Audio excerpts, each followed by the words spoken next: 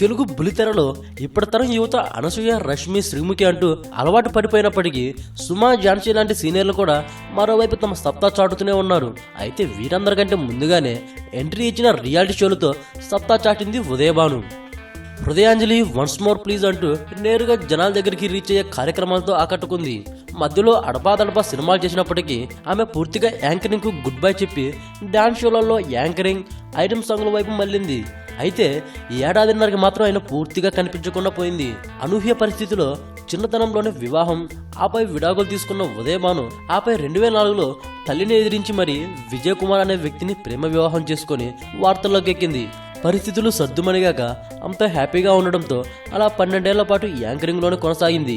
చివరకు ఏడాదిన్నరగా టీవీకి దూరమై పూర్తిగా ఫ్యామిలీకే సమయాన్ని కేటాయించింది. గత ఆగస్టు 28న ఈ యాంకర్ కవలలకు జన్మనిచ్చింది. అప్పటి నుంచి కూడా లో ప్రొఫైల్ మెయింటైన్ చేస్తూనే ఉంది. రీసెంట్ గా ఆమెతో ముచ్చటించిన కొందరు మీడియా వాళ్ళకి వాళ్ళ ఫోటోలు కూడా చూపించేసింది.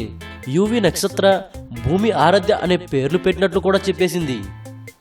ఈ వీడియోపై మీ విలువైన కామెంట్స్ ని మాతో షేర్ చేసుకోండి. అండ్ ఇంకో విషయం, సబ్స్క్రైబ్ చేయడం మర్చిపోకండి.